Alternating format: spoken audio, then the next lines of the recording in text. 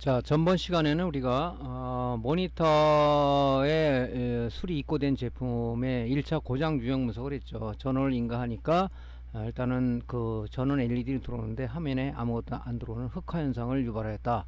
그래서 1차 유형 분석을 했고, 그 다음에 그 2차 유형 분석 수리를 들어가기 위해서는 우리가 기본적인 지그가 있어야 된다.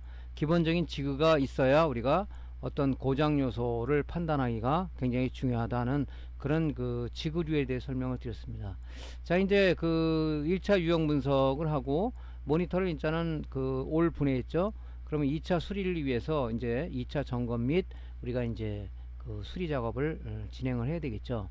자, 그러면 일단은 2차 그 분석을 하기 위해서는 우리가 고장 요소를 빨리 판단하기 위해서 전번 시간에 강의한 그 지그를 가지고, 자, 이것이 패널 불량이냐 아니면은 다른 쪽에 패널 이외의 불량이냐를 빨리 판단하기 위해서는 다기능 패널 테스터를 이용해 가지고 우리가 실험을 해야 되는 거죠. 자, 이 모니터 LCD 패널에는 액정 자체는 OLED 말고는 자체 발광이 아니기 때문에 뒤에서 CCFL 형광등이라든가 아니면 LED로다가 광원을 쏴줘야 이 액정에 우리가 이미지 구현이 된다 한 얘기를 드렸죠. 그래서 이 광원이 죽더라도 우리가 흑화 현상을 유발할 수 있다. 화면이 까만 상태로 나올 수가 있다는 거죠. 그래서 먼저 다기능 패널 테스트를 이용해서 우리가 백라이트 양부 판별을 먼저 해야 되겠다. 결론부터 말씀드리자면 백라이트 테스트 결과 이상이 없는 걸 확인했습니다.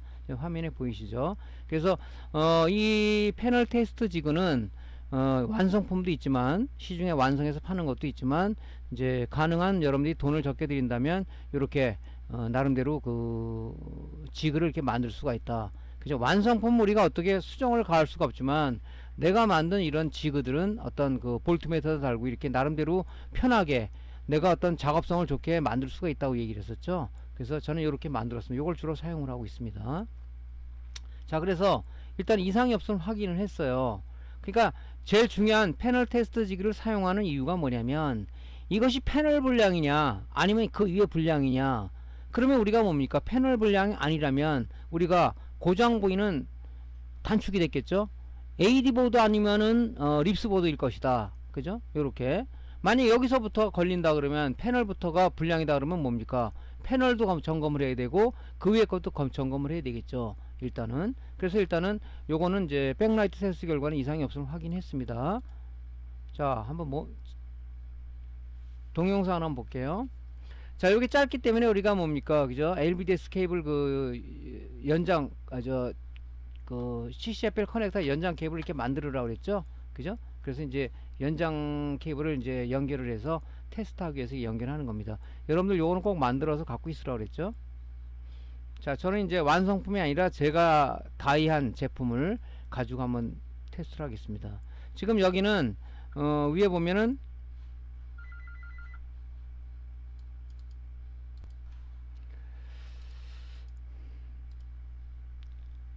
자, 일단 그 CCFL 연장 케이블을 연결해서 일단은 인버터 쪽에 꽂고요. 그죠? 인버터 쪽에 꽂고 이제 테스트를 진행해야 되겠죠. 자, 아답터 방식이기 때문에 아답터 12V를 DC잭에 인가를 합니다. 자, 그러면 인가하는 순간에 지금 패널 전압 5V하고 그죠? 인버터를 구동하기 위한 온오프 신호가 들어갔죠. 근데 지금 꺼졌어요. 왜 그러냐면은 영상 신호가 안 들어오기 때문에 마이콤이 판단해서 그죠? 폼웨어가 전자회를 컨트롤한다 그랬죠. 걔가 절전 모드로 동작한 거죠. 다시 테스트하기 위해선 온 버튼을 눌러줘야 되겠죠. 자, 백라이트가 정상적으로 들어옵니다. 조금 있으면 꺼지겠죠. 왜? 절전 모드로 동작하기 때문에. 그럼 여러분들이 이걸 계속 킬라 그러면 어떻게 하면 되겠어요? 요 RGB나 아니면 DV에다가 데스크탑에 있는 그 어떤 그 윈도우 화면을 킨 상황에서 이 영상 신호를 공급해 주면 그죠? 얘가 계속 켜지겠죠. 또 데스크탑을 연결하기 싫다 그러면 뭡니까? 여러분들 그 에이징 툴 가지고 있죠. 여러분 ISP 지그가 다 있지 않습니까? ISP 지그에는 우리가 에이징 툴을 포함하고 있어요. 그걸 여기다가 RGB 케이블 연결해 갖고 우리가 그 신호를 계속 넣으면은 5V 패널 전압하고 그죠? 그 다음에 인버터를 구동하기 위한 온오프 시그널이 계속 들어가겠죠. 네, 그렇게 작업하시면 됩니다.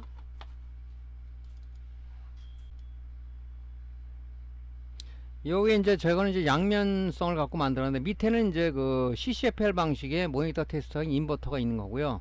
요 위에는 이제 그 뭡니까 그 드라이버 LED 백라이트 방식의 LED 테스트하기 위해서 이 드라이버 보드가 있는 거죠. 이걸 만능 드라이버 보드라고 얘기를 하죠. 시중에서 팝니다. 보면 이 지금 커넥터 핀들이 종류가 굉장히 많아요. LED 쪽은 이렇게 CCFL 방식처럼 커넥터가 한 가지가 있는 게 아니라 굉장히 많습니다. 그 여러 가지 방식을 다 지원하는 걸로 한 80%는 커버가 되는 것 같아요.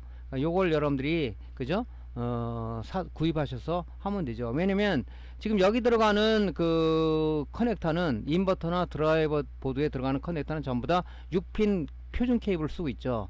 6핀 케이블은 그 뭡니까 그 핀 배열이 핀 맵이 거의 같아요. 1, 2번이 VCC, 3번이 온오프, 4번이 뭡니까 브라이트니스, 5, 6번이 그라운드. 이게 거의 공통으로 되어 있습니다. 이게 그러니까 만약에 CCFR 방식을 테스트한다 그러면 요 케이블을 AD 보드에서 나온 그 케이블을 여기 밑에다 그 인버터 쪽에 꽂으면 되고, 그 다음에 LED 한다 그러면 LED 쪽에 여기 6핀에다가 꽂으시면 되겠죠. 요거를 그래서 두 개를 이렇게 해 놓으면은 요거 가지고 작업하기가 좋다.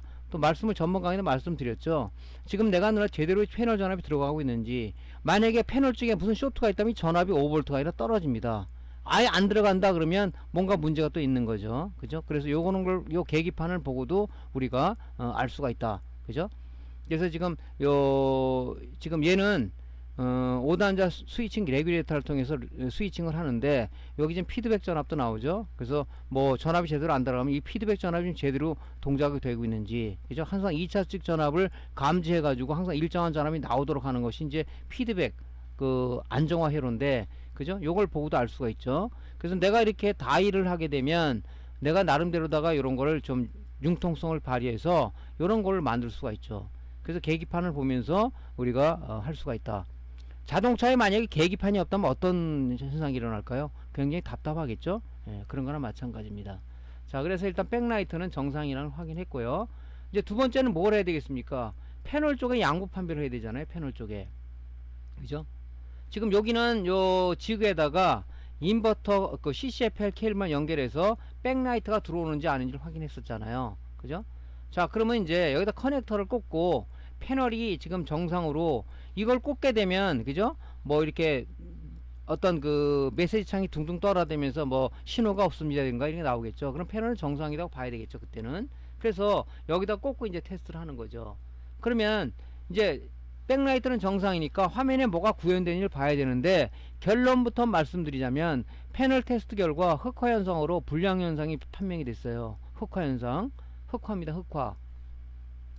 자, 그래서 한번 보면 패널을 우리가 확인할 때 제일 중요한 게 뭐냐면은, 우리가 그 30핀 LVDS 케이블을 쓰는데 30핀 LVD 케이블 중에 28, 29, 30번이 뭐라 그랬죠? VCC, 그죠? 인풋 파워 서플라이죠, 그죠? 공급 전압 VCC 패널에 공급하는 전압이에요. 걔가 보통 5V를 많이 써요. 그래서 지금 이 패널 데이터 시트는 액정 그 뒷면에 보면 이 스티커가 하나 붙어 있는데, 여기 지금 모델이 붙어 있어요. 모델이. 그 모델명을 치면 데이터 시트를 검색할 수가 있습니다. 거기서 제일 중요한 게 뭐냐면은, 우리가 인풋 볼테이지 VCC 전압이 얼마를 가해주나, 얘는 5V죠. 5V. 그죠? 그리고 얘의 그 최대 해상도는 얼마냐, 풀 HD죠. 1920에 1080밖에 지원이 안 되는 모니터 액정입니다. 이게 액정 패널은 최대 해상도가 고정이 돼 있어요. 가변으로 되는 거 아닙니다, 이게. 그래서 우리가 만약에 4K를 지원한다 그러면은 4K 지원되는, 그죠? 이 액정이 필요하겠죠. 그래서 우리가 볼 때는 주로 많이 보는 게 인풋 볼테이지, 최대 해상도, 픽셀, 맥시멈 픽셀은 얼마가 되는지를 우리가 보는 게 중요하겠죠. 그죠? 그래서 여기서 볼 때 지금 현재 중요한 것은 5V인데, 이게 5V가 아니라 옛날에 15인치 같은 경우는 3.3V가 패널 쪽에 VC 전압 공급됐습니다. 뭐 15인치는 거의 안 쓰죠. 그 나머지는 이제 5V로 가면서, 또 다른 모니터들은 좀 약간 큰 것들은 12V가 들어가는 것도 있어요. 그래서 지금 많이 쓰는 것은 5V지만 12V 들어가는 것도 있다. 근데 12V, 이게 만약에 이 패널 모델이 12V가 들어가는 거다. 근데 5V 공구가 꽂혔다 그러면 뭡니까? 동작이 당연히 안 되겠죠. 그래서 혹시 모르시면은 물론 보편적으로 5V가 들어가서 5V라는 인식하고 있지만 아닌 것도 있다 이거죠. 그죠? 사람들 다 똑같지 않잖아요. 뭐 보편적인 사람과 뭐 약간 튀는 사람, 그죠? 개성 있는 사람 많잖아요. 틀리단 말이죠. 메이커에서 회로 설계를 어떻게 했느냐? 나는 5V VC 전압을 갖고 가겠다. 나는 12V야. 그렇다면 뭐 메이커에서 설계자가 한 거에 대해서 우리가 의도를 따라갈 수가 없는 거지. 왜 5V를 안 썼어? 거기다 이의 제기를 할 수는 없다는 거죠. 그죠? 그래서 간혹 안 된다 그러면 이게 야 이거 12V VC 전압 들어가는 패널 아니야? 하고 데이터 시트를 한번 쳐보는 게 중요하다 해서 이렇게 데이터 시트를 보여주는 거고, 여기 모델 있죠. 그죠? 여기 보면 이제 여기 리버전 넘버인데 R1 모델이고 R2가 있어요. 그런 것도 여러분 잘 봐서 여러분 이 데이터 시트 검색을 하면 될 겁니다.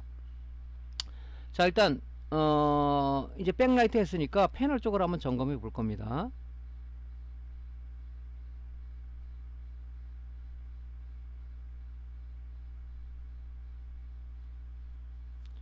자, 연장 케이블 요거 참 제가 사용하다 보니까 편하더라고요. 그죠? 자, 일단 그 인버터 쪽에 연결을 하고요.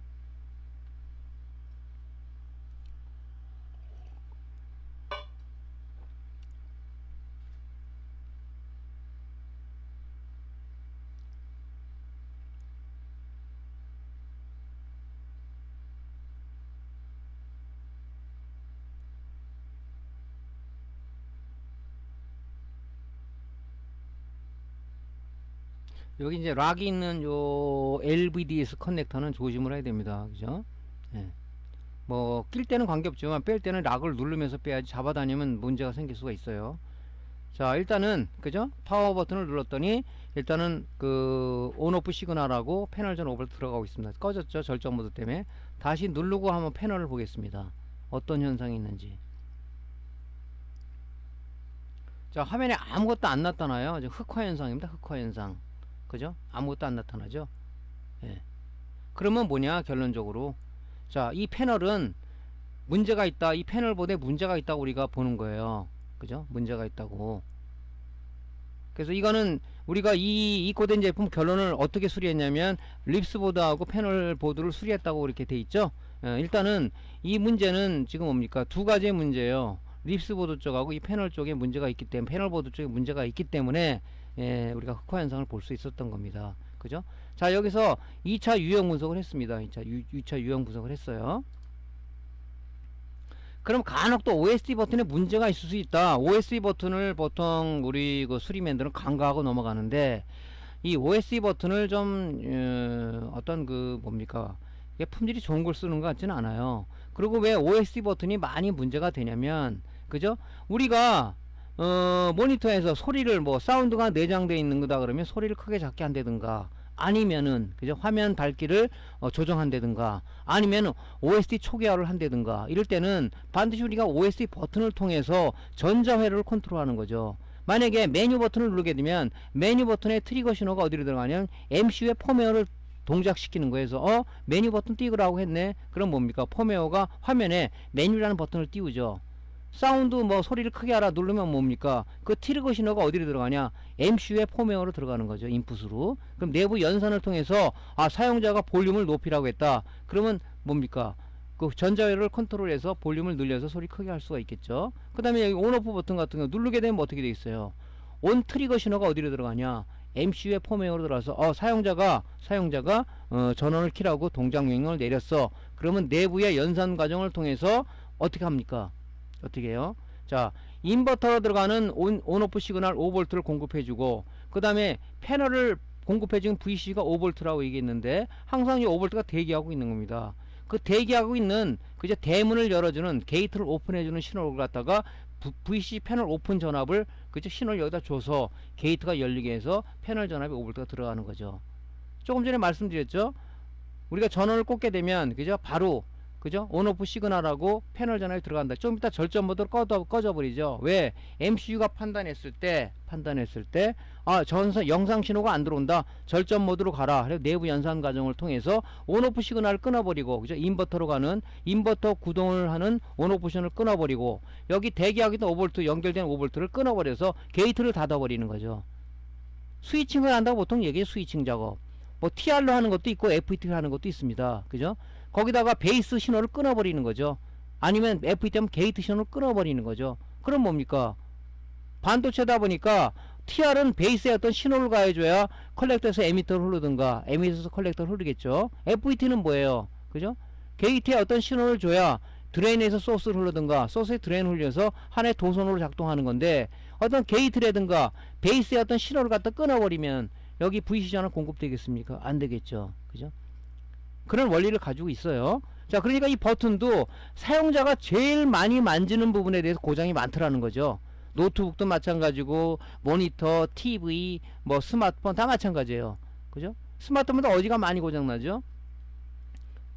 뭐 B타입 USB 잭, C타입 USB 잭 고장 많죠. B타입은 더 많았어요. 방향이 있기 때문에 잘못 꽂으면 부러지거나 그렇죠. 근데 이제 그런 걸 개선하기 위해서 C타입 USB 포트가 나온 거죠. 그 C타입 뭡니까? 양면 썰 가지고 아무데나 꽂아도 동작하는 거죠. 그거랑 마찬가지로 지금 이 많이 사용자가 사용하는 이런 버튼들은 고장이 많아요. 지금 접촉 불량, 그죠? 접촉 불량이 많아요. 그죠? 그래서 우리가 이 가능한 서비스 차원에서 물론 6개 버튼이 있다 그러면 뭐 2개가 불량이고 1개가 불량이고 전부 불량일 수 있어요. 그렇다 그러면 서비스 차원에서 다 교체를 해주는 게 좋겠죠. 이건 뭐 하나에 뭐 얼마 단가 얼마예요? 5원도 안 되잖아요. 그죠? 5원 넘나? 정확히 모르겠는데.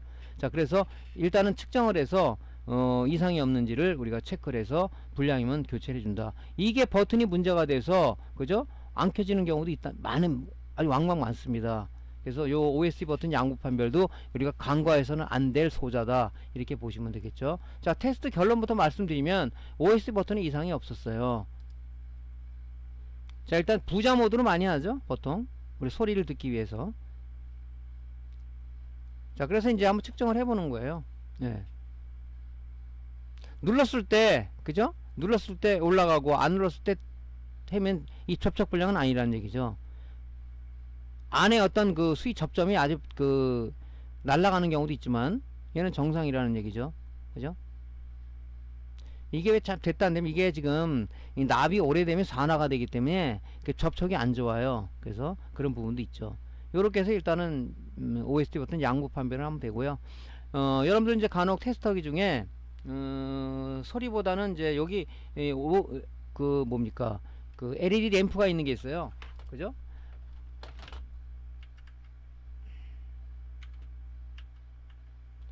요 LED 램프가 있는 게 있습니다. LED 램프가 있는 게, 그 LED 램프가 있는 것은 또 우리가 사용하기 좋죠. 불이 들어오니까. 그래서 여러분들 테스터 구입할 때 소리가 나면서 여기 그 LED에 불이 들어오는 거 있으면 더 좋겠죠, 여러분들. 그죠? 그래서 저는 이제 이게 이 테스터를 주로 많이 쓰다 보니까 익숙해져 가지고 다른 건 못 쓰겠더라고요, 또. 그래서 그런 걸 쓰시면 더 좋겠죠. 그 테스터는 뭐 고가 제품도 저가 제품이 있는데, 뭐 고가 저가는 정밀도 차이라고 했죠. 근데 뭐 여러분들이 편의성을 봐서 여러분들이 작업하기 좋고 측정하기 좋고, 그죠? 그러면 구입해야 되겠죠. 하나 샘플 하나 보여드릴게요. 제가 이제 사용하는 그 테스터 중에 이런 것도 있어요. 그죠? 가격은 저가인데 이게 편리한 점이 부자 모드로 한번 울리면서 LED에 불이 들어와요. 그 시각적인 효과도 있다는 얘기죠. 여기 누르게 되면 이제 이게 이렇게 돼서, 만약에 요걸 이렇게 뭐 쇼트가 됐다 그러면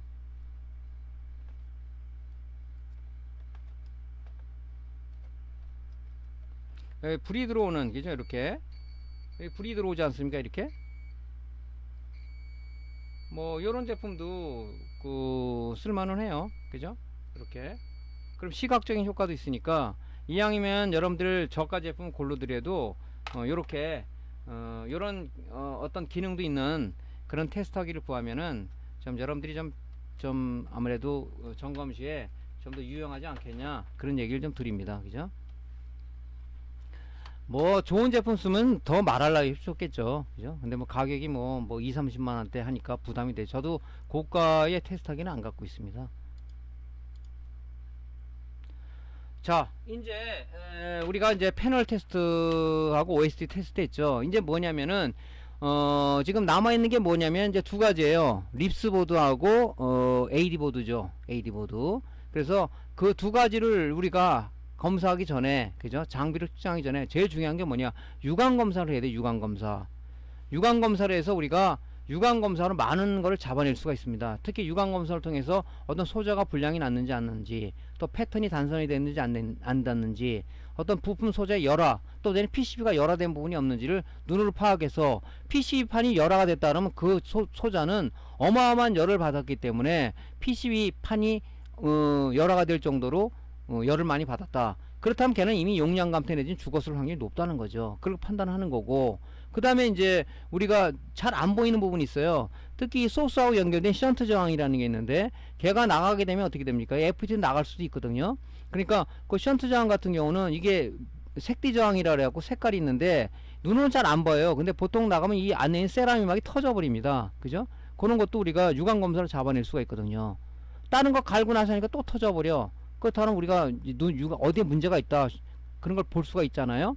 그래서 이런 이제 감춰진 부분의 저항도, 색디 저항도 이렇게 보면 우리 눈으로 잘 안 보이지만 이게 열화가 되면은 이렇게 좀 검무티티하게 좀 탄 부분이 보여요. 터지면은 이 세라믹막에 이 겉에 이 페인트 같은 게 발라져 있는데 그게 날아가 버립니다. 그죠? 그래서 그런 부분도 잘 봐서 이게 되다 그러면 뭡니까? 그런 부분부터 일단 갈고 나서 측정을 해자는 얘기죠. 일단은.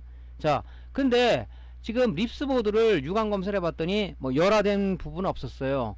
딱 보니까 우리 단골 메뉴로 나오죠.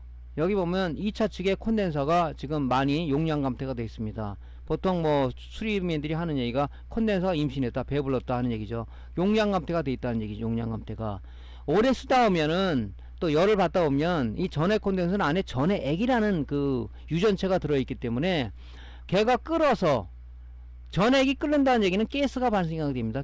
가스가 발생하게 되면 압력이 생기면서 이렇게 터져서 액이 흘러나오는 경우도 있고, 그 압력이 어떤 규정치 이하로 내려가면 이게 배가 이렇게 쑥 부릅니다.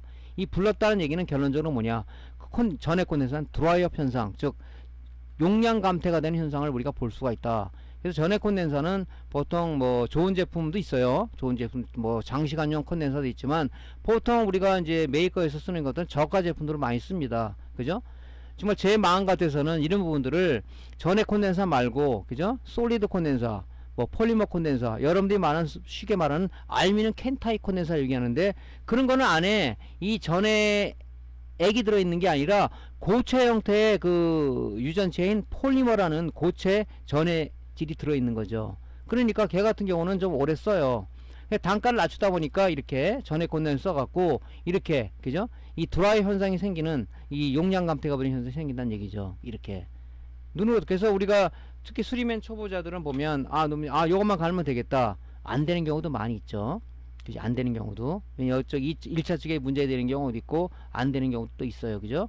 그러니까 요렇게 지금 눈으로 확인했을 때, 유관 검사를 했을 때 이런 건 금방 잡아내잖아요. 하지만 이렇게 콘덴서가 멀쩡하면서 오래 쓰다 보면은 이렇게 그 어떤 그 배가 부르는, 그죠? 이런 현상은 생기진 않지만 멀쩡하면서 용량 감퇴가 되는 게 있어요. 100마이크로가 50마이크로 떨어진다든가, 그런 건 우리가 갖고 있는 거 다기능 테스트라든가 캐패시턴스 메타로다가 재서 우리 용량 감퇴는 갈아야 되는데, 보통 우리가 초보 수리맨들은 어떡합니까? 요 터진 거, 요렇게 배가 부른 것만 싹 갈아버려요.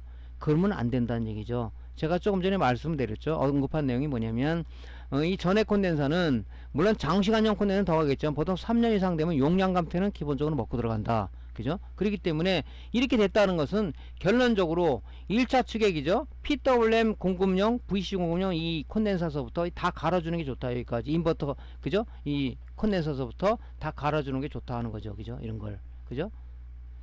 그래서 보통 요것만 갈면 안 된다. 요것만 갈았을 경우는 또 재콜이 들어올 확률이 높다는 거죠. 용량 감퇴 때문에. 그래서 다 갈아주는 것을 원칙으로 한다는 겁니다.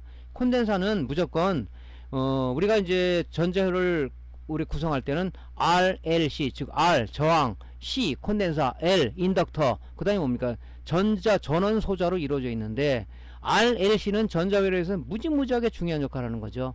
그죠? 그러면서 R과 C는 뭡니까? L과 C는 뭡니까? 아주 전혀 다른, 그죠? 전혀 다른 성질을 갖고 있기 때문에 우리가 그 SMPS에서 정류회로에서는 상당하게 위상차로 문제를 일으키기도 합니다. 하지만 굉장히 중요한 역할을 하죠. 전기를 저장했다가 아주 고른 전기를 공급해주는 전기 저장소의 역할을 하기 때문에 콘덴서가 단골 메뉴로 떠오르는 것은 당연해요. 그죠? 그래서 이런 부분들은 이제 그런 생각을 다 교체해 주는 게 좋다 하는 것을 다시 한번 강조해서 말씀드립니다. 자, 유관 검사를 여러분들이 이제 상생해야 돼요. 지금 요거 같은 경우는 우리가 양면 기판을 쓰는데 얘는 뭡니까? PCB 기판이 그죠? 에폭시 기판이에요. 그죠?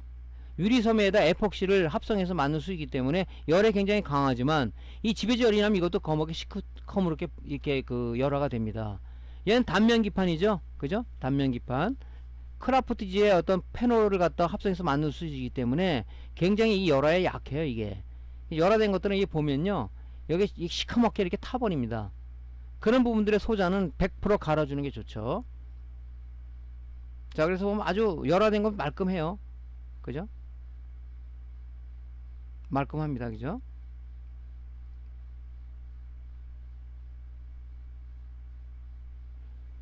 일단은 결격사유가 지금 콘덴서가 먼저 있죠. 콘덴서. 일단 콘덴서가 일단 이런 것들은 먼저 그죠? 먼저 우리가 뻥방지로다가 먼저 체크를 해봤었죠. 그죠? 뻥방지로다가 뻥방지 이용해서 체크를 해보고 이상이 없다 얘보다 다 갈아주고 하는 게 좋겠죠. 그죠? 유관검사로 이제 이렇게 검사를 해보는 겁니다. 그죠? 이렇게 나가면 이렇게 문제가 되면 다른 쪽에도 문제가 발생될 수 있다는 소지를 여러분들이 머릿속에 생각해야 되는데, 수리 초보자분들은 어떻게 하냐면 아 요거만 다 갈면 될 것 같아 이러고 그냥 전기를 넣는 사람도 있다는 얘기죠. 그죠?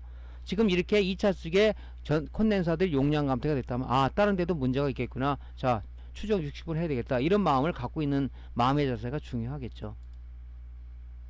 자, 그래서 먼저 전원을 넣기 전에 뻥방지 지구 사용법은 앞 지구에서 좀 말씀드렸죠.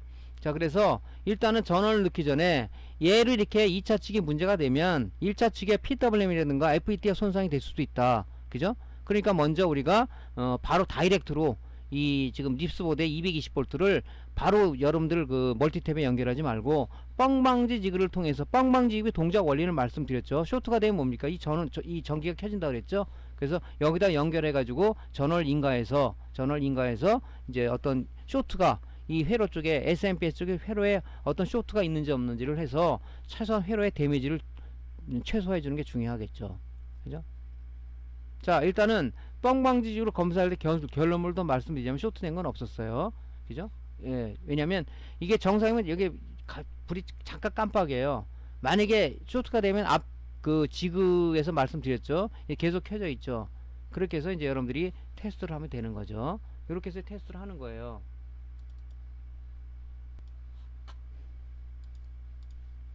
자, 동영상 한번 볼게요. 요거 전번에도 한번 보여드렸죠, 여러분들한테. 220V를 인가하고, 자, 립스보드에 이 220V 코일 케이블을 여기다 꽂는 거예요. 여기다가, 그죠? 여기다 꽂는 거예요. 뻥방이 지그에다가. 자, 이상이 없었습니다. 불이 안 들어오죠. 회로 쇼트는 없는 거죠. 하고 나서 반드시 뭐냐면 여러분들 이 데콘에 지금 310V가 충전되어 있는데 방전을 시켜줘야 돼요. 왜냐면 이제 2차 점검을 해야 되잖아요. 그럼 잘못 만지면 감전이 된단 말이죠. 그죠? 깜짝 놀래요. 여러분들 뭐 감전, 뭐 초기에는 저도 많이 감전을 당했는데 일단 깜짝 놀라죠. 그죠? 그때 이제 뭐 옛날에 일제 강점기 시대에 우리 그 애공 열사들이 전기 고문 얼마나 고통스러울까 그 생각도 갑자기 나더라고요. 제가 이 깜짝 놀랍니다. 근데 전류가 세지 않기 때문에 뭐 사람이 뭐 크게 데미지 있고 그런 건 없죠. 그래서 하여튼 방전을 꼭 시키는, 여러분들 그 이 데콘 방전기는 항상 옆에 있다가 항상 방전시켜서 쓰는 거. 또 TV는 450V 정도 된다고 그랬죠. 더 높아요. 그러니까 항상 220V 전원을 인가하면 우리가 빼고 나서, 케이블 빼고 나서 반드시 방전시켜서 쓰는 거로 해야지 우리가 이제 데미지를 안 입겠죠. 자, 이제 우리가 립스보드 쪽에 대해서 우리가 회로 해석하는 건 많이 이제 여러분들이 강의를 해드렸어요. 근데 이제 우리가 이제 립스보드 수리 겸 뭐 강의를 초반부터 안 들으시는 분도 많고, 또 들었으면 질문을 안 할 텐데 또 질문하시는 분들도 많이 있어요. 그래서 이제 겸사겸사 다시 한번 립스보드 또 인버터 쪽에 드라이버 보드 쪽에 강의를 한번 다시 여러분들 언급을 해드리겠습니다. 우리가 SMPS라고 하는 것은 뭡니까? SMPS, 그죠? 우리가 옛날에 이제 그 SMPS라고 부를 수는 없지만 아답터라고 하는 것은 있었는데, 전기 면동일 때는 우리가 보통 리니어 방식의 그 정류기를 썼어요. 리니어 방식 정류기는 뭐냐면 보통 220V를 인가해 가지고, 그죠? 앞에 이제 그 전압을 낮추기 위한 이제 트랜스가 있었죠. 그죠? 트랜스가. 그래서 전압을 낮춰서 2차 세기에 낮춰서 거기서 뭘 들어가냐면 뭐가 들어가냐면 다이오드하고 콘덴서를 통해 막바로 통해서 DC 전압을 만들자 주다 보니까 완전한 DC도 아니에요. 그냥 완전 DC도 아니고 뭐 대충 DC를 만들어서 우리가 면도기에 연결해서 썼죠. 그 면도기 같은 경우는 뭐 완벽한 직류가 아니더라도 약간의 리플이 들어와 동작이 되니까. 근데 우리가 정밀기기를 쓰면서 그런 걸 쓰다 보니까 뭡니까? 정류율이 떨어지면서 완벽한 직류가 되지 않더라. 그래서 나온 게 뭐냐면 SMPS라는 원리를 가지고 아답터, 그죠? 전원 정류 방식이 나온 거예요. 스위칭 모드 파워 서플라이다. 그래서 하나의 그 220V를 1차 정류를 해가지고 바로 쓰는 게 아니라 스위칭 단계를 거쳐서 다시 뭡니까? 다시 직류를 교류로 만들어서 다시 뭡니까? 직류로 다시 재해석하는 그런 회로를 쓴 거다. 그러니까 옛날에 리니어 방식의 정류 회로에 추가된 게 뭐냐면 바로 스위칭 방식이라는 게 있죠. 스위칭 모드라는 게 추가됐다. 그래서 이렇게 해서 어떤 힘있는 전기, 아주 완벽한 DC를 만들어주기 위해서 SMPS를 만들어줬다는 얘기죠. 그죠? 지금도 많이 쓰고 있지 않습니까?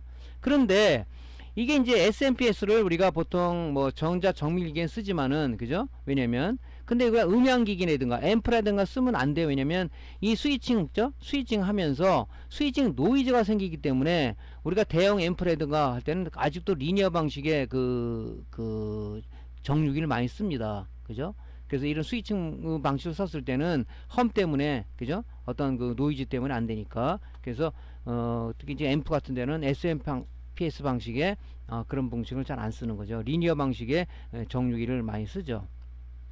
자, 일단은 SMPS 그 립스보드를 보면, 립스보드는 뭡니까? 립스보드는 LCD 인버터 파워 서플라이 약자죠. LCD 인버터 파워 서플라이. 즉 SMPS 부분과, 그죠? 그 다음에 이제 이건 CCFR 방식이죠. 형광등 방식이에요.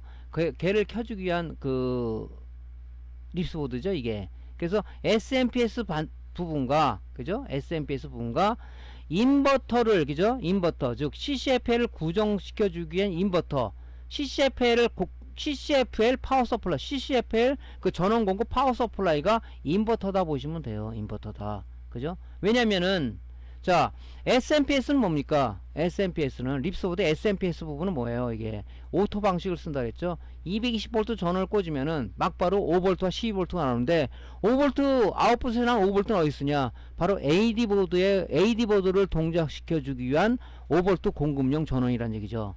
그럼 12V는 뭐예요? 12V는 바로 인버터 쪽에 전원 공급을 해주기 위한 우리가 그 전원 2차 측 출력 전압이다 이거죠. 그죠?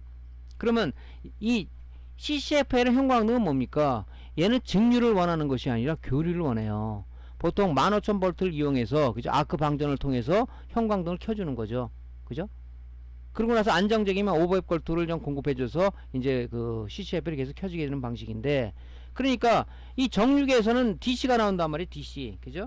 DC가 나오잖아요. DC 12V가 나온단 말이에요. 12V. 12V를 여기다 공급해 주는 거죠.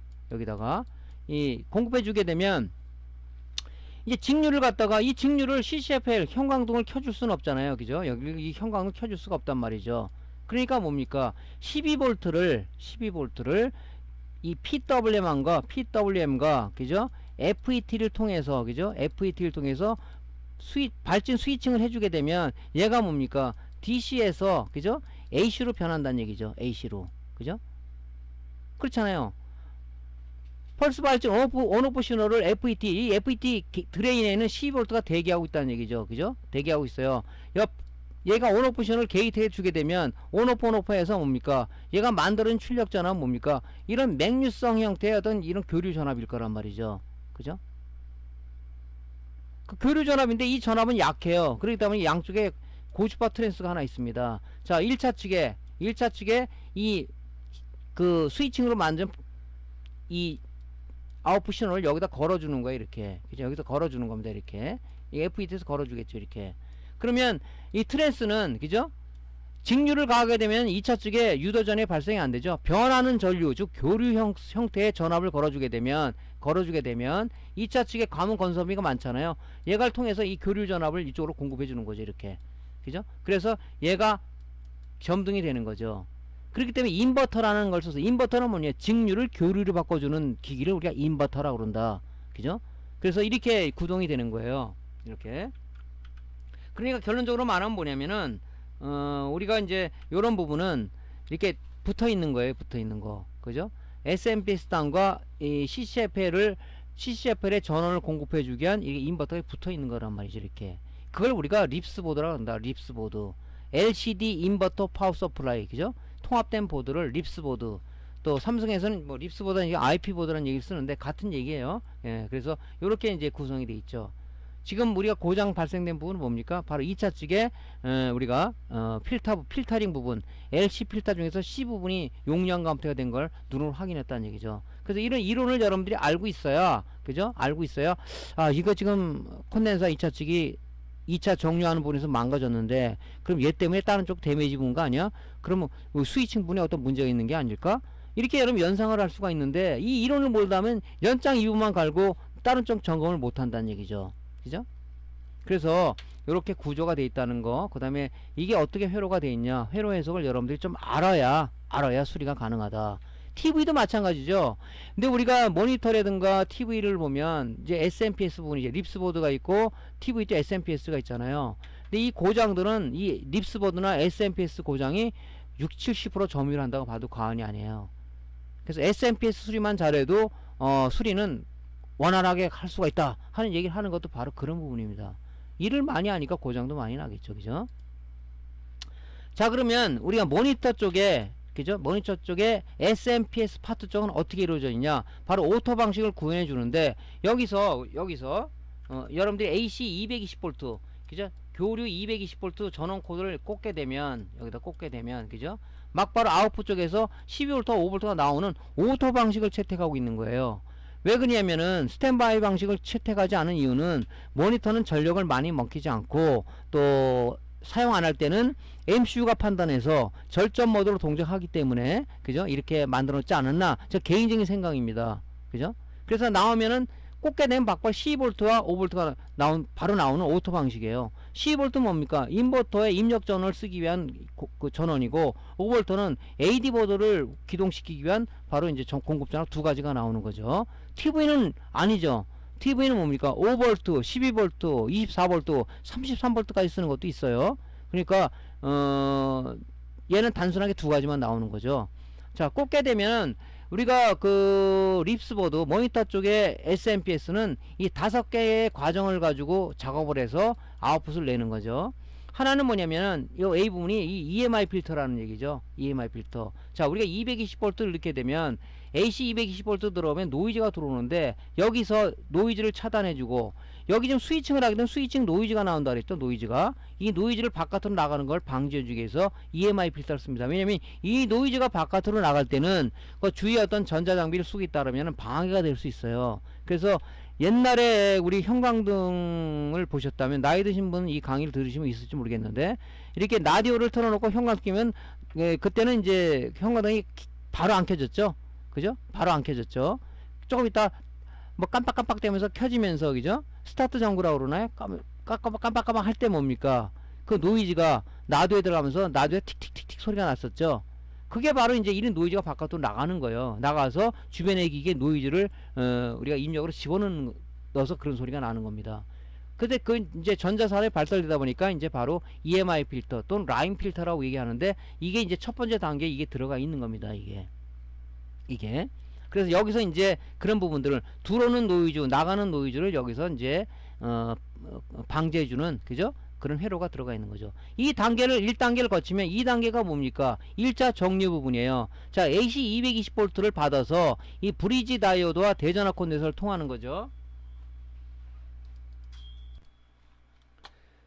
자, 그래서 그 브리지 다이오드를 통해서 데콘에 우리가 뭡니까? 310V가 딱, 여긴 DC죠? DC. AC가 들어가서 브리지 다이오드를 통했으니까, 콘덴서를 통했으니까 DC 310V가 여기 딱 충전이 되고 있는 거죠. 1차 정류로 해서. 예전엔 여기서 이제 콘덴서 달아가지고 뽑아 쓴 게 뭐냐, 리니어 방식의 정류기였었단 말이죠. 그죠? 면도기 이런 데 쓰는 거. 근데 이거 우리는 이제 이런 리니어 방식이 아니죠. SMPS 방식이죠. 스위칭 모드다 보니까. 자, 여기서 이제 310V가 대기하고 있어요. 310V라고 자꾸 이의 제기하시는 분이 있어요. 220V가 들어갔는데 어떻게 310V냐? 교류는 최대치가 있죠. 교류는 최대치가 있습니다. 이 최대치를 감안한다면, 자, 우리가 220V는 우리가 실효값을 얘기하는 거예요. 220V에다가 곱하기 루트 2가 이게 우리가 뭡니까? 이 최대치죠. 220V 루트 2는 1.414 아닙니까? 그러면 한 310V가 나온단 말이죠. 310V가 여기 충전하고 있는 겁니다. 이렇게. 자, 2단계를 거쳤어요. 3단계가 바로 이게 스위칭. 그죠? 스위칭 모드 단계, 스위칭 단계예요. 자, 얘 지금 310V는 어디에 대기하고 있냐면 이 트랜스를 거쳐서 이게 드레인이죠. 이게 소스죠. 이게 게이트입니다. 여기 310V가 딱 대기하고 있는 겁니다. 310V가. 그죠? 근데 드레인 소스로 전류는 못 돌리죠. 왜?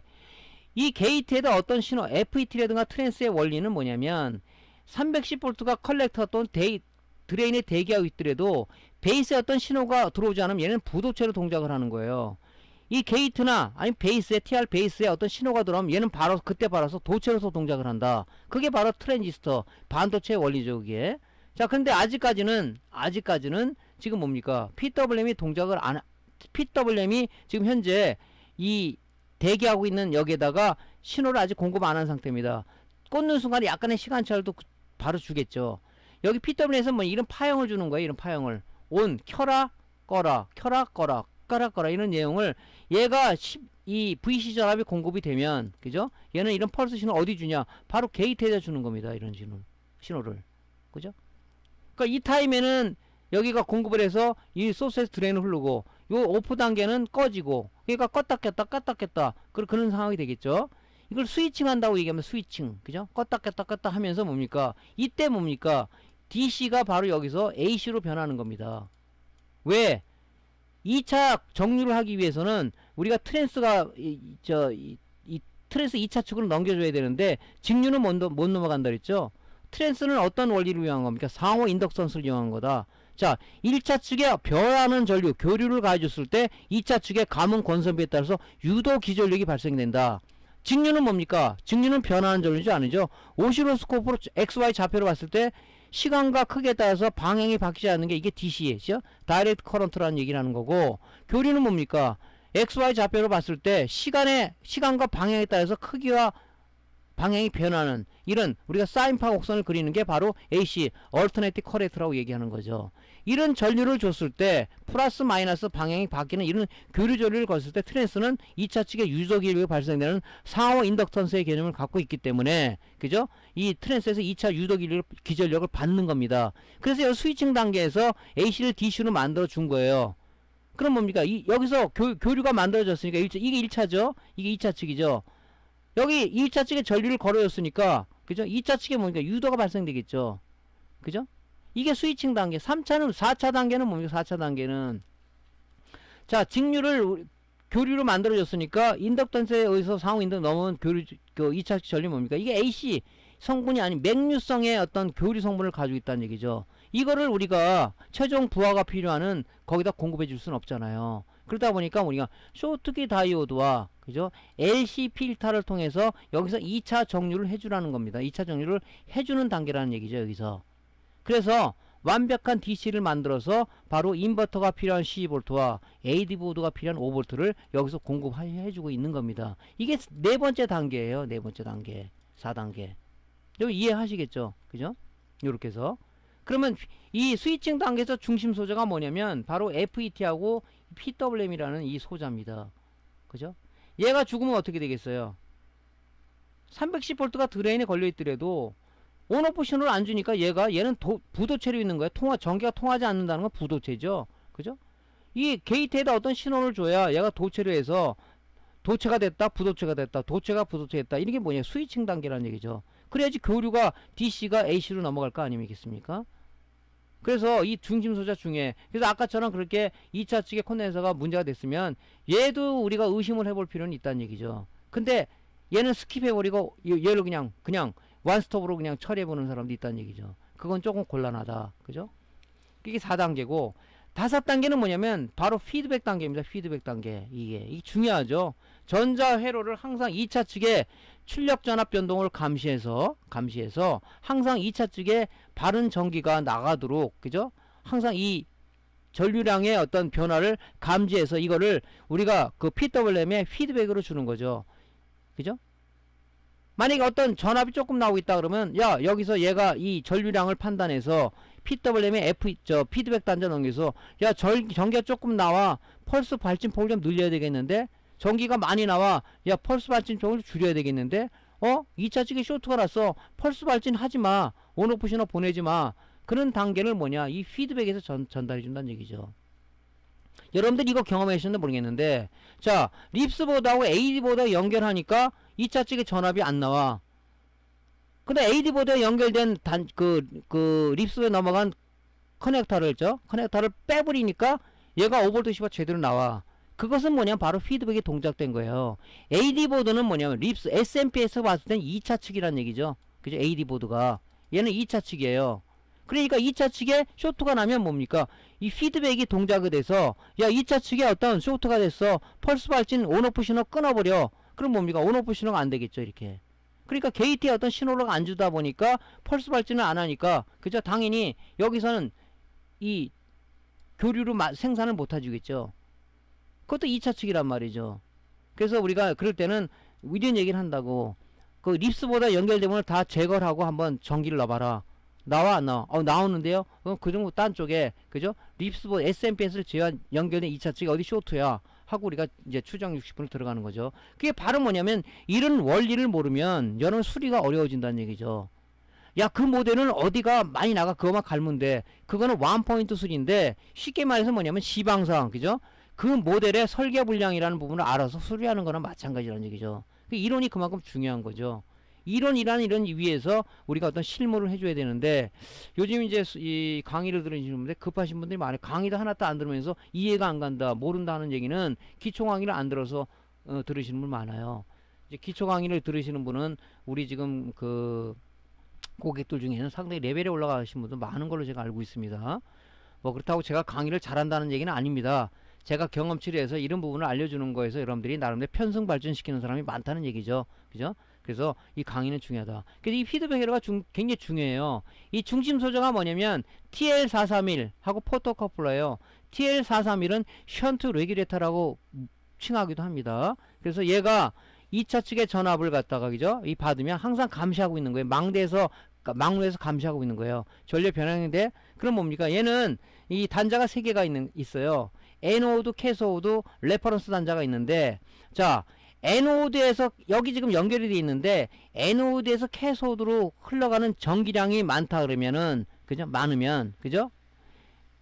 당연히 그 전류량의 변화도 되겠죠. 이 전류량의 변화를 어디 주냐면, 그죠? 이 포토커플러를 주는데, 포토커플러는 포토다이오드와 포토TR로 되어 있어요. 빛을 감지해서 이 지금 TR 쪽에, 포토TR 쪽에 이 콜렉터에서 에미터 전류를 흐르게 됩니다. 지금 뭐냐면 이게 포토커플러죠. 이게 에노드, 이게 캐소드예요. 그죠? 캐소드입니다.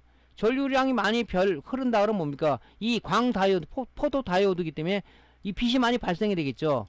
빛이 많이 발생된다는 얘기는 관련적으로 여기 지금 요 TR에, 포토DR의 베이스에다가 전기를 많이 가해주는 거예요. 그럼 당연히 컬렉터에서 에미터로 흐르는, 그죠? 전류량도 변화되겠죠. 그럼 뭐냐? 이쪽에 많이 변하니까 포토커플러에 이거를 피드백하고 연결되어 있는데, PWM, 야, 펄스폭을 줄여. 많이 흐르니까. 여기 들어온 에너지에서 캐소드로 흐르는 전류량이 적었다 그러면 뭡니까? 이 빛도 전류가 적게 흐르니까 빛도 적게 발생되겠죠. 그러면 뭡니까? TR 베이스에다가 적은 신호를 주니까 컬렉터에서 에미터 흐르는 전류 그도 약해질 거란 말이죠. 그러면 야, 전류가 약해. 펄스 발진 쪽을 좀 늘려, 이렇게. 그죠? 그래서 2차 측에 전압의 안정화를 기하고 있는 거죠. 이렇게 구성이 되어 있습니다. 이게 중요한 회로죠, 이게. 이 포토커플러 내부에 이제 뭐 이런 그 OP앰프라든가 TR 다이오드 이렇게 해서 2.5V 레퍼런스 비교해서 전류가 많이 흐른다, 적게 흐른다. 이 공식도 있어요. 뭐 공식까지 이런 걸 알 필요는 없죠. 그래서 이제 우리가 피드백 회로를 여러분들이 전자회로를 구성할 때 요런 걸 응용해서 그죠? 저항을 병렬을 몇 개 연결해서 이걸 어떻게 조정하냐 이렇게 해서 쓰시는 분도 있어요. 근데 우리는 설계하는 사람 아니고 수리하는 사람이기 때문에 그런 것까지 알 필요는 없지만은 이런 피드백 회로에서 이렇게 이런 작동을 해준다. 그죠? 그런 얘기를 여러분들 이제 드리는 겁니다. 그래서 이렇게 해서 항상 일정 전압이 나오는 거고, 만약에 2차치가 쇼트가 됐다면 2차치 전압이 안 나오는 거고, 왜? PWM에서 펄스 발전을 끊기 때문에 안 나온다. 그래서 이런 원리를 기본 알고 있어라. 그 얘기가 여기 적혀 있는 내용이죠. 그죠? 적혀 있는 내용입니다. 자, 이 부분 여러분들이 이해가 좀 됩니까? 예.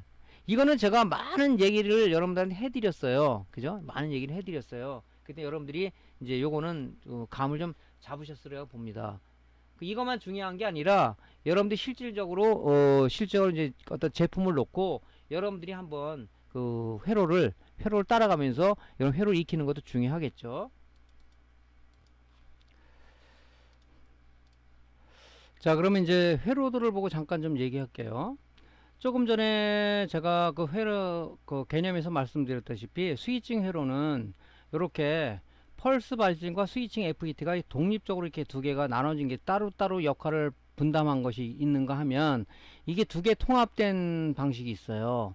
그래서 여기서 보면 일단은 요 LD757호라는 요 PWM도 많이 쓰는데요. 얘는 뭐냐면 펄스 발진을 담당하는 거고, 여기 있는 FET는 스위칭을 담당하는 거죠. 스위칭을. 그래서 이제 회로가 구성되어 있는데, 지금 요 PWM LD757호는 얘가 이제 VCR만 공급해주면, 그죠? 우리 SMPS 파트 쪽의 PWM은 그 VCR만 공급해주면 얘가 자동으로, 그죠? 오토로다가 펄스 발진을 시작합니다. 그래서 이 PWM마다 공급해주는 그 VCC 그 볼테이지가 다 틀려요. LD757호는 데이터 시트를 찾아보면 요 밑에 나오죠. 일부만을 제가 발췌한 건데, 지금 6번 단자로 VCC가 들어가서 네오 발선에서 아웃풋이 5번 단자로 아웃풋이 나와서 요게 게이트랑 연결되어 있는 거죠. 아웃풋이. 그래서 이제 요 온오프신을 요 게이트에서 주는 겁니다.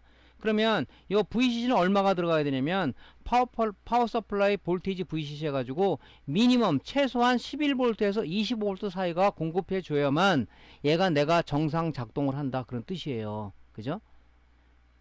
그리고 이렇게 연결되어 있습니다. 이렇게. 그죠? 이렇게. 그래서 12V에서 25V 사이에 VCR만 공급해주면 동작을 하는 거죠, 얘가. 그죠?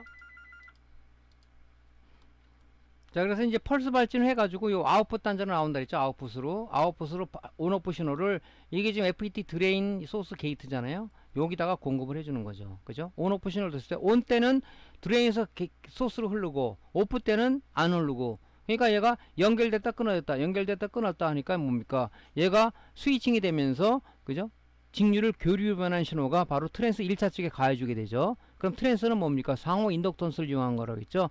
1차 측에 변화하는 교류를 가해주게 되면 2차 측 권선비에 따라서 유도 기전력이 발생된다. 그래서 바로 여기서 쇼트키 다이오드와 LC 필터를 통해서 이제 2차 측에 전압이 나오는 거죠. 그죠?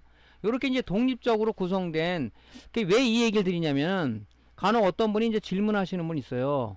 지금 저기 립스보드를 보니까 이거 FET가 아무리 찾아도 없는데요, 그러시는 분 있어요. 왜냐면 이런 걸 모르기 때문에 그래요. 왜냐면 요즘 통합화 추세가 많잖아요.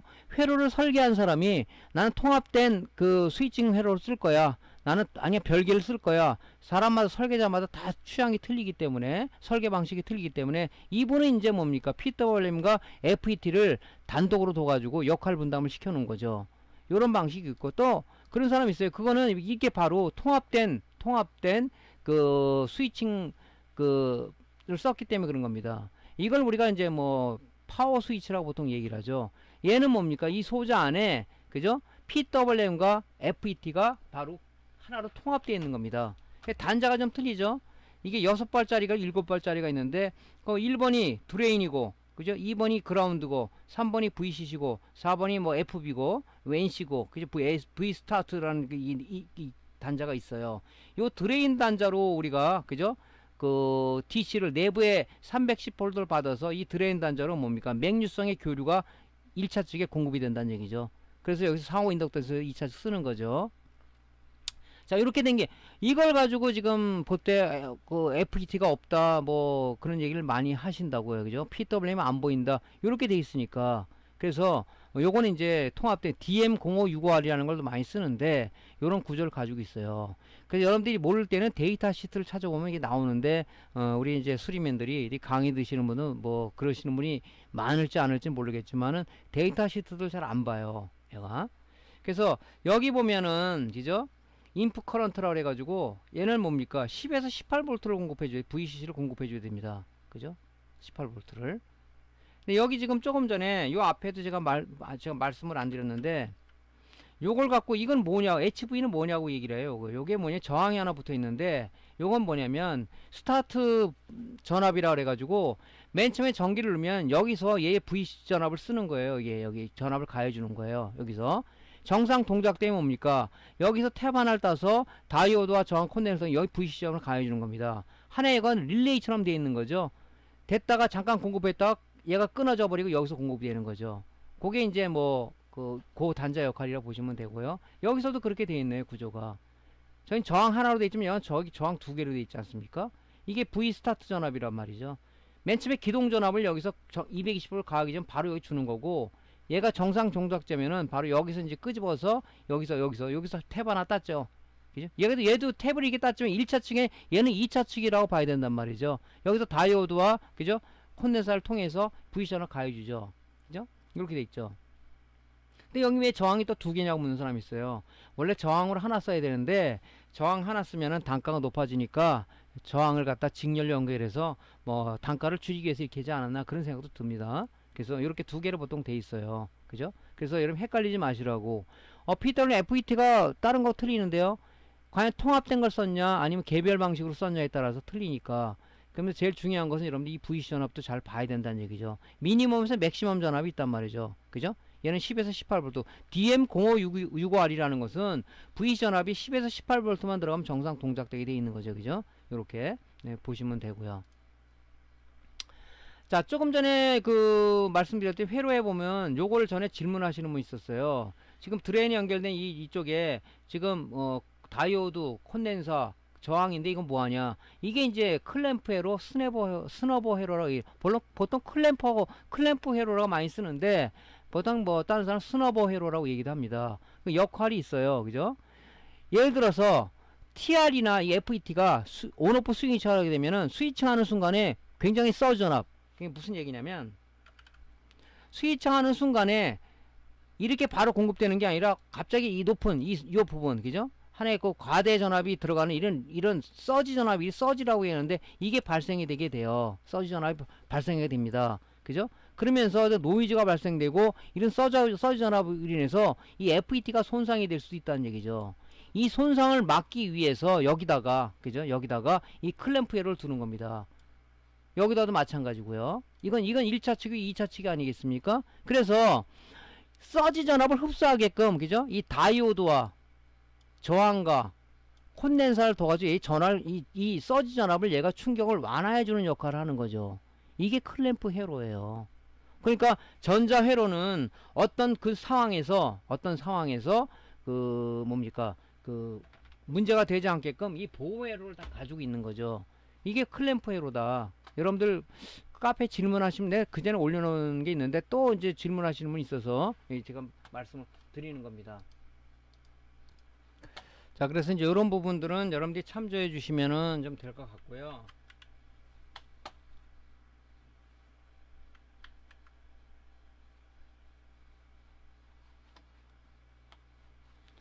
자, 다음에는 이제 알아볼 게 또 뭐냐면요. 실제 모양을 가지고 한번 얘기를 해볼게요.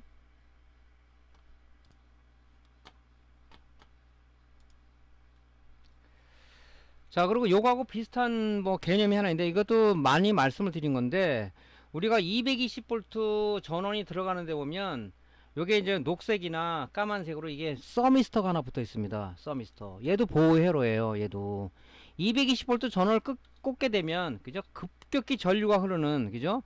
이 콘덴서 입력형 전원에서 그렇습니다. 급격한 전류를 갖다 흐르게 돼서 이쪽에 문제가 생길 수도 있어요. 그죠? 여기 서미스터가 있죠. 얘는 우리가 뭐냐면 NTC 서미스터 씁니다. NTC 서미스터. 그죠? 요게 그죠? 온도가 올라가면은 저항이 급격히 맨 처음에는 저항이 엄청 커졌다가 온도가 올라가면 저항이 떨어지는 그죠? 그런 그죠? 그 NTC 서밋을 쓰는 거예요. 그죠? 맨 처음에 저항이 무지 높으니까 들어갈 때 돌입전류 그죠? 급격히 들은 서지 돌입전류 얘가 회로를 갖다 저항이 크니까 그죠? 얘가 어느 정도 막아지겠죠. 그러면 이제 이런 것들은 단 열이 어느 정도 발생이 되잖아요. 조금 열이 발생이 되면 얘가 온도가 떨어지면서 온도가 올라가면서 온도가 올라가는 거겠죠. 온도가 올라가면서 저항이 급속히 감소되면서 그때 이제 정상적인 전류를 공급해 주는 거죠.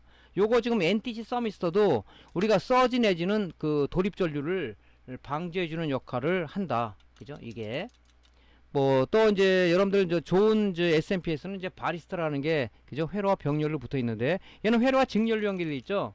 그러니까 얘가 이제 서지 내지는 돌입 전류를 갖다가 얘가 차단해주는 역할을 하는 것이 또 아까 클램프 회로하고 비슷한 역할을 하는 거다. 글쎄 역할이 비슷하다? 말은 좀 약간 어폐가 있습니다만은 하여튼 그런 역할을 해준다. 그죠? 이 서미스터도 또 우리가 좀 나가는 부품이죠. 네. 그걸 추가적으로 좀 말씀을 드렸고요.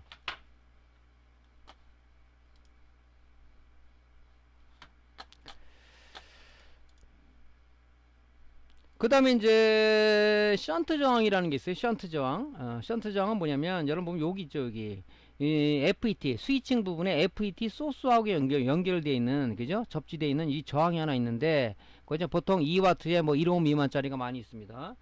그림에서 보면은 뭐 이런 거 많이 좀 보셨나 지금 모르겠어요. 저 한번 그 내용을 보여드리면은 여기 보면 그죠?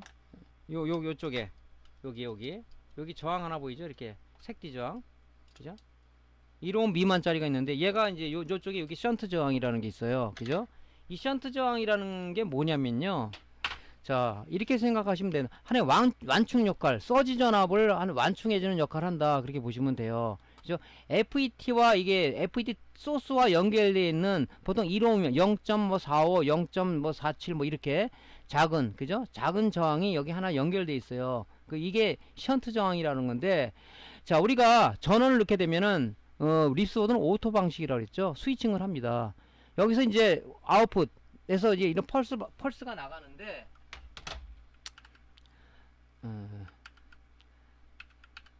펄스가 여기서 나가겠죠. 이렇게 펄스가 나가게 되면 이 들어가는 순간에 여기 310V 걸려 있는 게 급격히 흘러요. 그죠? 급격히 이렇게 흐른단 말이죠. 안에 서지가 발생된다. 그래서 이걸 방지하기 위해서 여기서 클램프로 뒀다 그랬지 않습니까? 서지가 발생되는 부분에 이 드레인에서 소스가 흐를 때 급격히 흘리는 걸 막기 위해서 여기 뭡니까? 안에 완충 역할을 해주는 션트 저항이라는 게 있어요. 션트 저항이라는 게. 얘가 그 역할을 해주는 거죠. 여기서 이게 또 좀 제일 많이 나가죠. 보면 이게 터져 있든가 단선이 되든가 그런 문제가 생기죠. 이 단선이 될 경우는 이 FET로 나가버리죠. 그래서 이 션트 저항이 많은 문제를 일으키는 부품 소자 중에 또 하나입니다. 그죠? 이 그런 돌입 전류, 서지 전류를 얘가 완충해주는 역할을 해준다. 그게 이제 이 션트 저항의 역할이에요. 이 션트 저항이 뭐냐고 물어보는 사람이 있어서 제가 이제 자료를 좀 만들었는데 뭐 간략하게는 만들었습니다. 그죠? 그죠? 그 다음에 여기 이 저항 앞단은 이 CS 단자이죠. 이 커런트 센서라고 PWM 커런트 센서라고 연결되어 있어요. 얘는 뭐냐면 항상 전류 모니터 역할을 해주는 거죠. 소스에서 드레인을 흐르는 전류를 감시해주는 감시자 역할을 해주면서 하나의 뭐냐 2차 측에 안정한 전류를 기하는데도 얘 기여를 한다. 물론 피드백 회로에서도 얘도 이 피드백 단자로 들어가요. 하지만 얘도 이런 걸 갖다가 여기서 감지를 해가지고 PWM 판단하는 거죠. 야 2차 측의 전압의 안정화를 기하기 위해서 이 션트 저항 앞단에는 바로 PWM의 CS, 커런트 센스라는 그 단자와 연결되어 있는 거죠. 항상 전류를 모니터하고 있는 거죠. 소스에서 드레인에 소스 흐르는 전류를 모니터해가지고, 그죠? 모니터해가지고 이제 그런 역할을 해준다 하고 생각하시면 돼요. 너무 깊게 생각하면 머리 아프니까 대충 요 정도만 간략하게 알고 있으면 되지 않을까 하는 것에서 자료를 한번 제가 만들어 봤거든요. 그러니까 요렇게 요 저항이 많이 나가요. 션트 저항이라고. 션트 저항. 뭐 어떤 사람 뭐 댐퍼 저항이라고 얘기하는데 보통 션트라는 얘기를 많이 씁니다. 션트. 그죠? 요것도 이제 션트 레귤레이터라고 보통 TL431을 션트 레귤레이터라고 얘기하죠. 예, 그래서 그런 역할을 해준다고 보시면 됩니다. 다 이런 충격 완화를 하기 위해서 이 만들어진 회로가 클램프, 션트 저항 이런 게 아닌가. 그래서 보호 회로가 다 돼 있는 거예요. 이게 보호 회로가 안 돼 있다면 어떻겠습니까? 많이 망가지겠죠. 그러니까 모든 전자기기는 이런 보호 회로, 안정화 회로가 다 있는 거죠. 자, 우리가 조금 전에는 CCFR 방식의 이제 립스볼도 봤는데, 이제 모니터가 LED 백라이트 LCD 모니터로 가면서, 이게 이제 뭡니까? 이게 이제 그 LED 드라이버란 LED 백라이트로 바뀌었죠. SMPS가 바뀐 건 아니에요.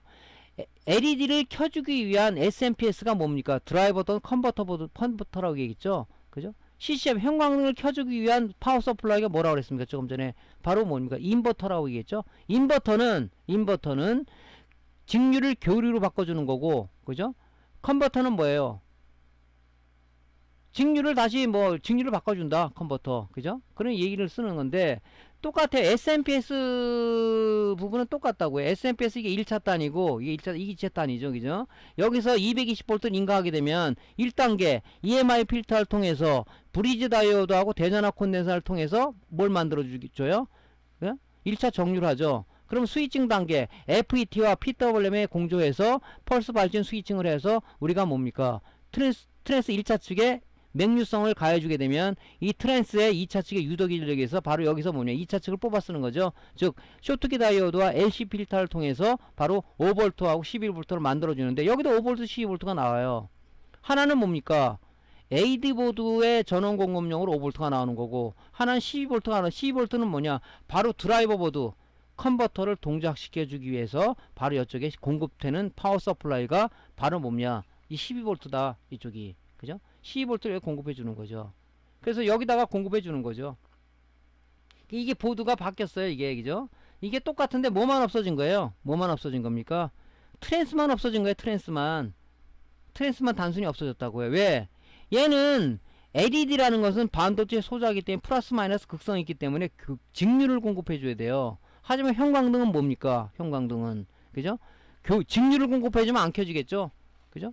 교류를 바꿔줘야 되기 때문에 직류를 다시 교류를 바꿔줘서 공급해주는 인버터를 쓰는 거고 드라이버 쪽은 뭡니까? LED는 이 직류를 받아서 전압이 많이 먹히니까 LED 가스 많이 먹히니까 여기서 직류를 받아서 PWM과 FET를 통해서 펄스 발진해서 다시 맹류를 만들어주고 그 맹류성을 뭡니까? 그죠? 높은 전압을 만들어준 거를 뭡니까? 쇼트키 다이오드 LC 필터 통해서 다시 높은 전압의 직류를 만들어줘서 그죠? LED 드라이버에 LED 바에다가 공급을 해주는 거죠. 그것만 바뀐 거예요. 똑같습니다. 그거 말고는 똑같은 거예요. 여러분 이해하시겠죠? 이거는 예, 똑같습니다. 그러니까 뭐 2차원화 세계에서 온 게 저 LED 쪽에 SMPS다고 생각하지 마시고 단순히 요것만 바뀌었는데 트랜스만 고주파 트랜스만 양쪽에 날라갔다. 왜 그러냐면 얘는 직류를 공급해주는 LED 소자기 플러스 마이너스 극성인 소자기 때문에 직류를 어차피 받아서 그 직류는 12V만 갖고는 안 되잖아요. LED 개수에 따라서 뭐 50 몇 볼트 공급해주고 60 몇 볼트 80 몇 볼트 공급해주고 있기 때문에 그 구성 소자의 요소에 따라서 얘가 직류를 받아서 이 PW FET에서 높은 교류를 만들어주는 거죠. 그걸 다시 LC 필터를 통해서 LED가 필요한 뭐 얘가 뭐 40볼트를 필요한다 40볼트 또 다른 모니터가 60볼트 필요한다 그걸 만들어서 쇼트키 다이오드와 LC 필터를 통해서 높은 전압을 공급해주는 방식을 쓰는 것이 바로 드라이버 보드 드라이버를 컨버터라고 얘기도 합니다. 보통 이제 뭐 드라이버 보드라는 얘기를 많이 쓰죠. 이것만 바뀐 거예요.